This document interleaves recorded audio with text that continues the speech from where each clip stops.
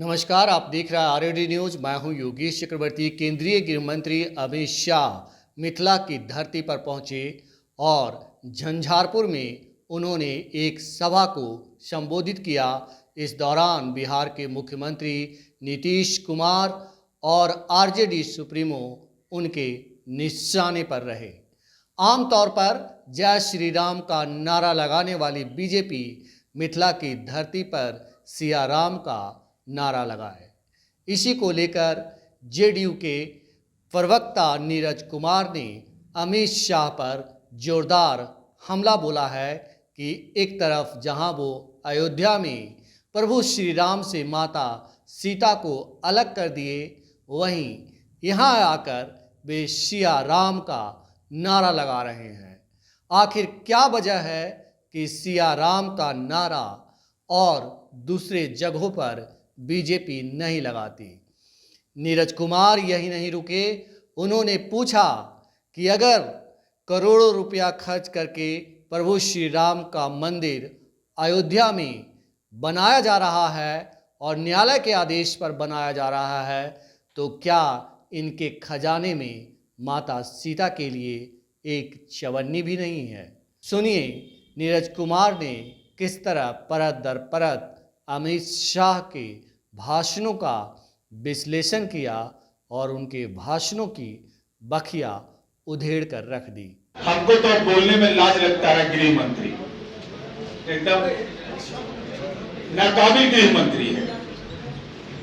2021 के national crime bureau के data के बाद पूरे तौर पर अब तक के इन्होंने डेटा भी नेशनल क्राइम ब्यूरो का जारी नहीं किया। इस सहकारिता मंत्री हैं, सहकारिता मंत्री अमित शाह बिहार के झंझारपुर में आए और झंझारपुर में जो बातें कही हमारी पार्टी के प्रवक्तागण बताएंगे, लेकिन ये कितने दोहरे चरित्र के लोग हैं, इससे बातों को समझना इनके भाषण से सुनकर के मुझे इस बात का एहसास हुआ कि बाकी जगहों पर ही नारा लगाएंगे जय श्री राम, लेकिन ये मिथिला की धरती है, सीता मैया की धरती है, तो यहां इनको बोलना पड़ा सिया राम। अयोध्या में तो अलग करवा दिया, भगवान राम और सीता को अलग अलग कर दिया, तो दूसरे जगह पर जय श्री राम बोलते हैं, तो यहां सिया राम बोलने की जरूरत इनको क्या पड़ गई? यह सवाल मेरा माननीय अमित शाह जी आपसे है। यह मिथिला की धरती है, आपने प्रभु श्री राम से, मर्यादा पुरुषोत्तम राम से जगत जननी सीता को अलग करने की साजिश किया, लेकिन मिथिला की धरती है, आपको लगा कि अगर ऐसा करेंगे तो उल्टा भागना पड़ेगा, उल्टे पैर भागना पड़ेगा, तो सिया राम बोल रहे हैं। अब चलिए, अब अयोध्या में राम मंदिर बन रहा है माननीय न्यायालय के निर्देश से, तो सीतामढ़ी के पुनौरा धाम में जगत जननी सीता का जो विकास का मापदंड तय हुआ और माननीय मुख्यमंत्री नीतीश कुमार जी ने 74 करोड़ 43 लाख रुपए 47 लाख रुपए इसके लिए दिए। अगर जगत जननी सीता के प्रति आप ईमानदार थे, अगर राम और सीता की जोड़ी को आप मानते हैं कि सनातन धर्म की एक ऐसी जोड़ी जो आम लोगों को प्रेरित करती है, तो जगत जननी सीता के मंदिर बनाने के लिए इनके खजाने में 1 रुपया नहीं है, 1 रुपया नहीं, इसलिए कि जगत जननी सीता के प्रति आपका नजरिया सही नहीं है। ये सीधा आरोप मेरा है, नहीं तो आज तो आप बोलते हैं कि भाई हम भी पुनौरा धाम के विकास के लिए केंद्र सरकार ने यह काम करेगी, करना तो नहीं है, आपको रहता है, लेकिन मुंहों से छुरी पड़ाका छोड़ते हैं कि हम ही काम कर रहे हैं, जैसे कर देते थे आप, तू भी नहीं किए। दूसरा सवाल है कि आज ये तय हो गया कि एम्स दरभंगा में नहीं बनेगा। साफ तौर पर माननीय अमित शाह जी ने कहा कि दरभंगा एम्स नहीं बनेगा।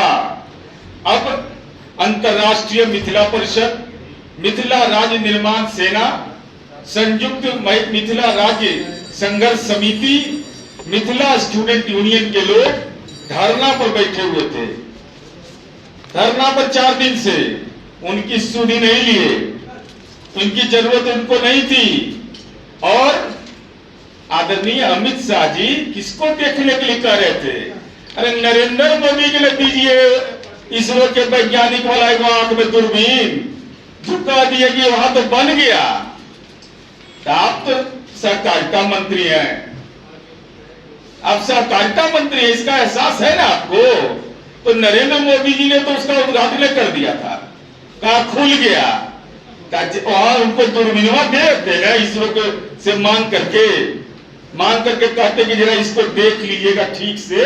वहां पर अमित शाह जी आए थे, 40-45 किलोमीटर दूर था, कौन बहुत दूर था, जाकर के देख लेते। तब आपको भविष्य में तंत्र मंत्र की धरती है मिथिला, तो आप गुफा के अंदर में रहने में सुविधा होता ना, वहां इलाज भी हो रहा है आपके नजरों में। तीसरा पॉइंट मेरा है कि बाढ़ की समस्या को लेकर के कहा कि कुंभकर्ण की निद्रा सोई है। लज्जा नहीं लगता है अमित शाह? बोलने में झूठ पे बेशर्म है आप, राजनीति के बेशर्म व्यक्ति हो गए हैं। 4 बार आदरणीय प्रधानमंत्री जी नेपाल गए थे, वीडियो क्लिपिंग है मेरे पास। आपने ये वायदा किया था बिहार की जनता से कि बाढ़ की समस्या का स्थायी निदान कर देंगे। 4 बार गए, वहां कार्यालय खुला हुआ है, G20 का श्रेय ले रहे हैं। तो अब तक हाई लेवल डैम बनाने के बारे में जो सहमति बनी, माननीय उच्च न्यायालय पटना के लोकहित याचिका में यह कहा गया कि केंद्र सरकार इसमें कमेटी बनाए, और इसके पूर्व भी वहां कार्यालय खुला हुआ है। 4 बार प्रधानमंत्री गए, तो मंत्र पढ़ रहे थे क्या? वहां मंत्र सीख रहे थे, चिंता नहीं हो रही थी बाढ़ का? वहां के आदरणीय प्रधानमंत्री जी से क्यों नहीं विमर्श किया? आप विश्व के अपने आप को शक्तिशाली प्रधानमंत्री मानते हैं, तो हाई लेवल डैम बनाने पर सहमति हो गई। राज्य सरकार के माननीय मुख्यमंत्री नीतीश कुमार जी लगातार केंद्र से अनुरोध कर रहे हैं कि भाई इसके लिए आप पहल करिए। आप पहल नहीं करते, जिनका कोई लेना देना ही नहीं रहता है। तो हम यह जानना चाहते हैं कि आपने और हमने क्या किया है बाढ़ के लिए? ये जगत जाए, कितना बड़ी विपदा होती है, पूरे मिथिलांचल के लोग परेशान हो जाते हैं।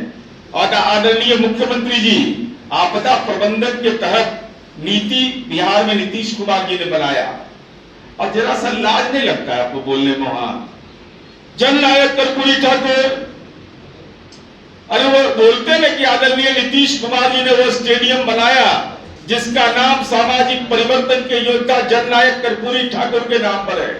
तो जननायक कर्पूरी ठाकुर का आप वहां की धरती पर जाकर, उस स्टेडियम में जाकर राजनीतिक अपमान कर रहे हैं कि जननायक कर्पूरी ठाकुर की पात्रता क्या भारत रत्न के लिए नहीं है? क्या देश के राष्ट्रीय पुरस्कार के लिए नहीं है? और जनता दल में लगातार यह बात कह रही है कि भाई जननायक कर्पूरी ठाकुर को माननीय नीतीश कुमार जी ने लगातार केंद्र सरकार से निवेदन किया कि भारत रत्न उनको दीजिए।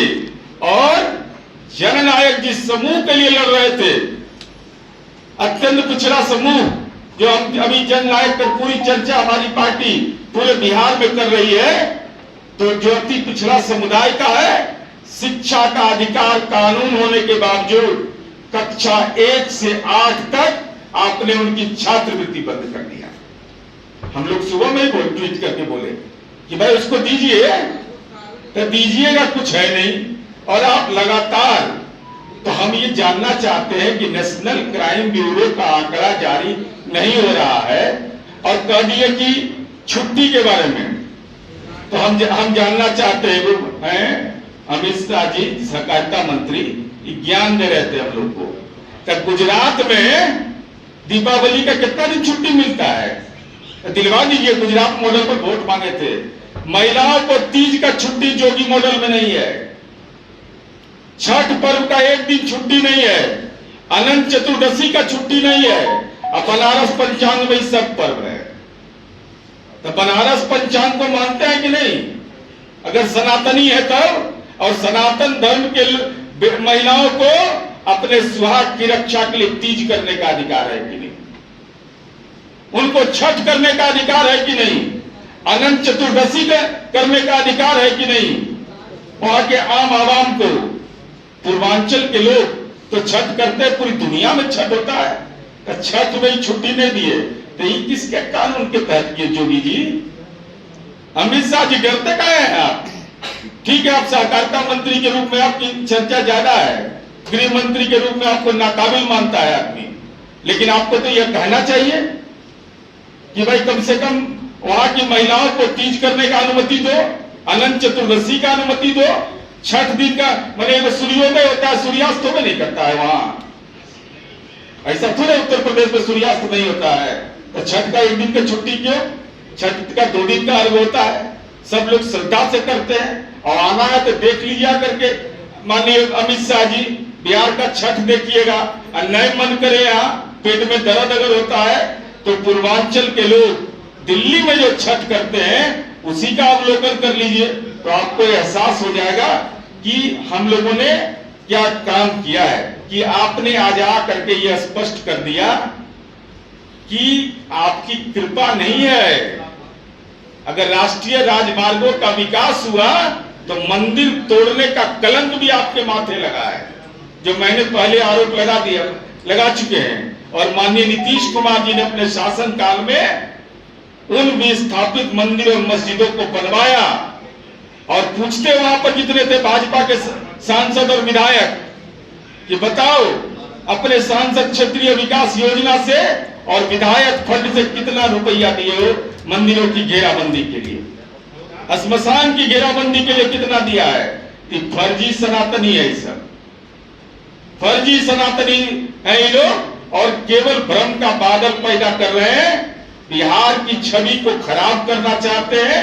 उत्तर प्रदेश में तो खैर, गुजरात में चुगलखोरी भी नहीं होता है, वहां कोई चुगलखोरी नहीं करता है। अपराध वहां तो शनि सिंगनापुर के बाद भाजपा शासित प्रदेश ही है जहां ताला नहीं लगता है, कहीं नहीं ताला लगता है। अपराध तो बहुत दूर का चीज है, अपराध नियंत्रण के लिए तो वहां कोई जरूरत ही नहीं है पुलिस बल का, जेल का, इसे कोई जरूरत नहीं है। भाजपा आया और समझिए कि वहां न ताला की जरूरत है, न पुलिस का, न जेल का। मैं चुनौती देता हूं अमित शाह को कि नेशनल क्राइम ब्यूरो का आंकड़ा हो या हमारे राज्य सरकार द्वारा माहवार जारी किया गया स्टेट क्राइम ब्यूरो का आंकड़ा हो, भाजपा शासित प्रदेश और बिहार प्रति लाख पुलिस की हमारी जनसंख्या और पुलिस बल की उपलब्धता के आधार पर जहां मर्जी करे वहां बहस का समय निश्चित करो, कानून के राज पर कोई छेड़छाड़ हमें मंजूर नहीं।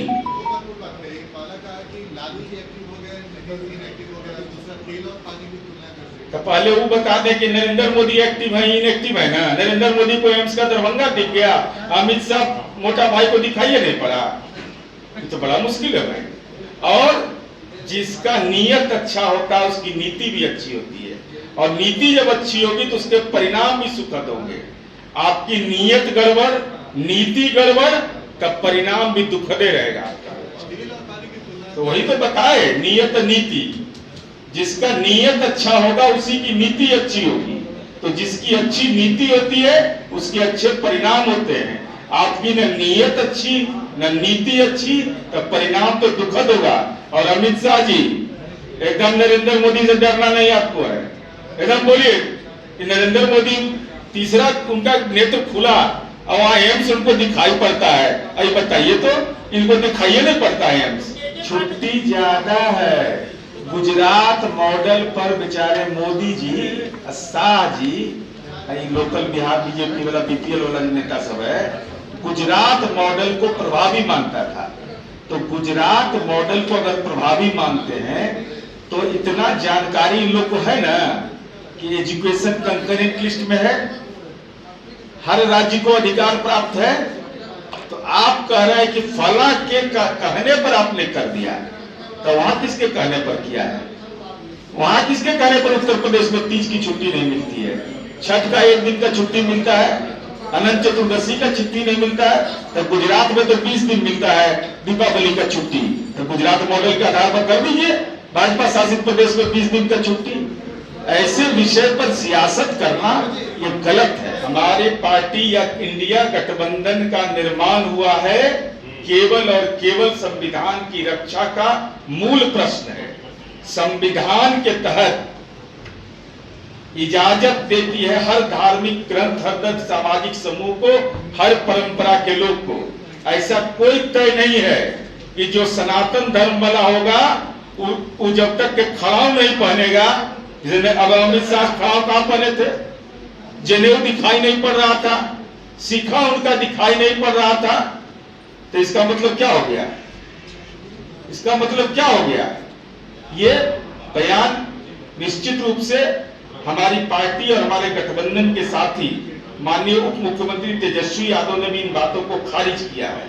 हम संविधान बचाने की लड़ाई लड़ रहे हैं और इस सवाल पर अगर भारतीय जनता पार्टी मेरी आलोचना करेगी तो माननीय जीतन राम मांझी जी ने बहुत प्यार भरे शब्द कहे हैं सनातन धर्म पर, जरा उन पर भी नजरिया वो स्पष्ट करना। और सब अच्छा ही रहता तो अभी बोले ना कि बेचारे नरेंद्र मोदी बोल रहे हैं, अब बीजेपी कहते हैं कि नालंदा विश्व अंतरराष्ट्रीय विश्वविद्यालय दुनिया के विभिन्न देशों 18 देशों में 17 देशों ने हाथ खींच लिया।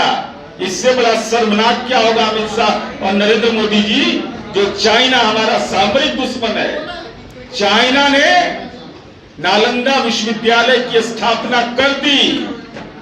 वहां पाली की पढ़ाई हो रही है, बुद्धिज्म की पढ़ाई हो रही है। यहां न पता नहीं कि किसकी पढ़ाई हो रही है। अब तक के पूरा नहीं किया है, जो राशि भी स्वीकृत था वो अभी नहीं दिया है। अब प्रवचन देना, पूंजी हमारा और दुकानदारी आपका।